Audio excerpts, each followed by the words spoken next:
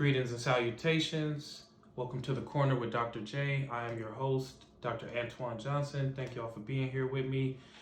I'm excited for this journey. It's going to be a lot of trial and error here, so I appreciate your patience with me. Just a little bit about myself. I am a historian who grew up in Oakland, California, East Oakland to be exact. I had dreams of playing football, going to the NFL. Thought that I'd be the next Charles Woodson. Obviously, that did not work out, but I'm also forever grateful. Didn't make it to the NFL, but I did get a PhD and keep my brain somewhat intact. I'm a historian of medicine, writing about HIV and AIDS in the African American community, specifically in the Bay Area, my hometown. But I still have this love for football as if one day I might make it. I watch it and I break it down as much as if I'm studying or I'm on a team. This has always been a fleeting thought of mine, a passion to do something like this, just something out of the love for the love of the game. And another reason why I wanted to do this is there are a lot of cornerbacks who I feel don't get enough shine, and the ones who do get shine, I don't think they get enough. Plain and simple. If you think Jair Alexander, Sauce Gardner, Jalen Ramsey, Xavier Howard, whomever you think is the best corner in the NFL, I don't think they get enough praise in the way that people highlight them. And I don't think that people put enough respect on how difficult it is to play the cornerback position. Again, I'm not an expert. I'm not the expert. I'm not going to say that I know everything about the cornerback position. There are people who play the game of football religiously. I remember listening to Arian Foster's podcast where he said, you should be able to get a college degree in football, given the amount of time and effort that it takes for athletes who get a scholarship or whatever sport you play. If you are a student athlete, there should be a degree attached to that, and I completely agree. I am in no way assuming that I know more than everybody out there on this platform, but I do feel like I bring a perspective to the position that isn't out there, and I hope that I can convey that properly during this journey. I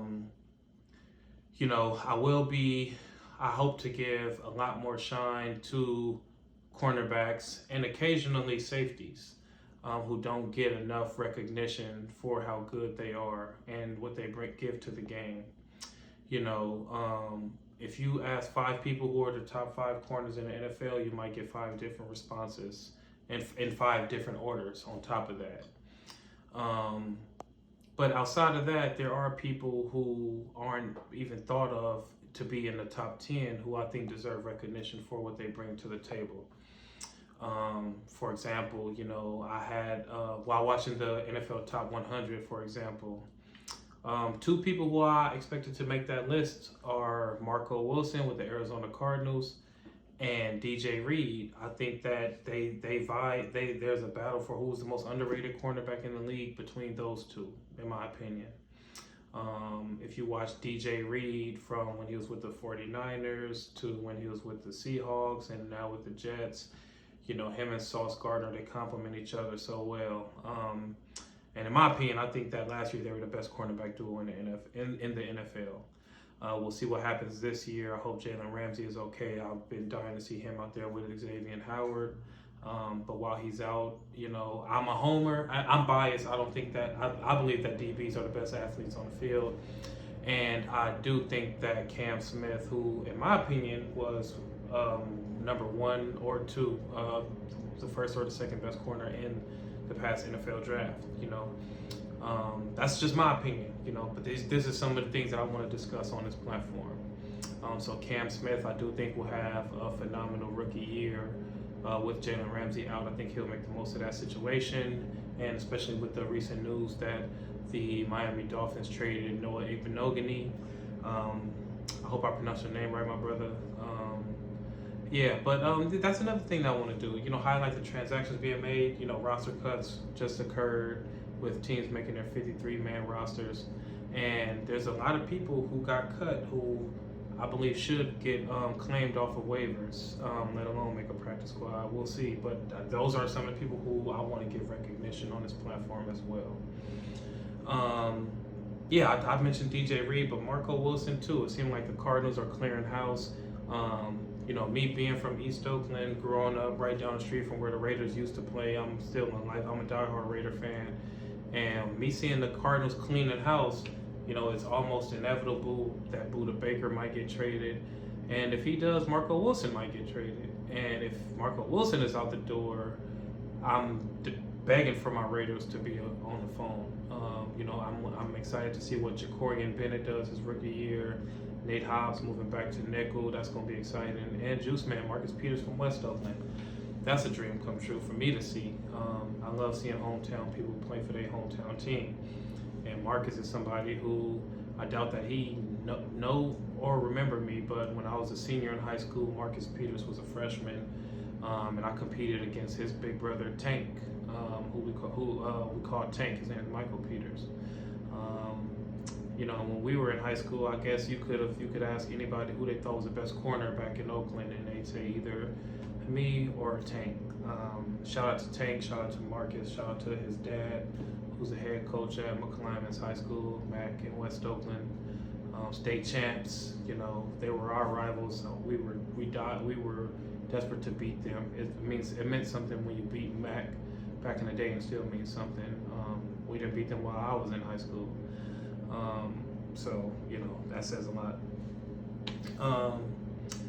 But yeah, we're gonna break down some film, talk about, what matchups we're looking forward to each week, who won the matchup, what matchup went under the radar, who's with all the smoke shadowing the number one wide receiver on the opposing team.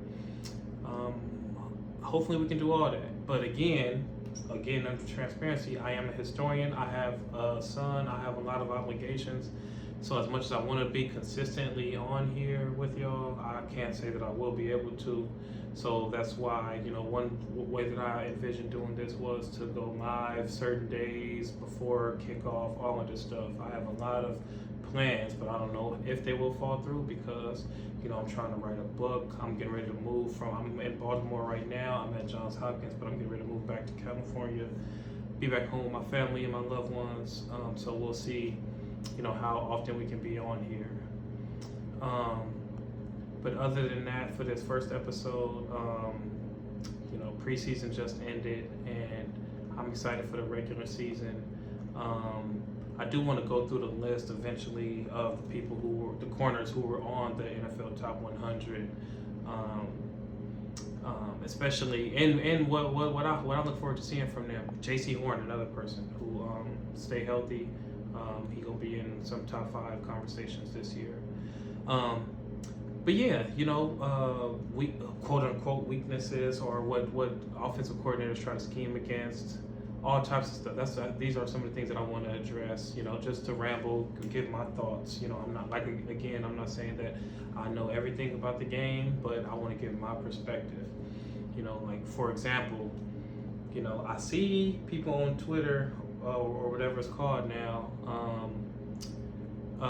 trying to shout out to the rookie Jalen Hyatt. I hope I'm remembering his first name. I don't know how he slid to the 3rd round.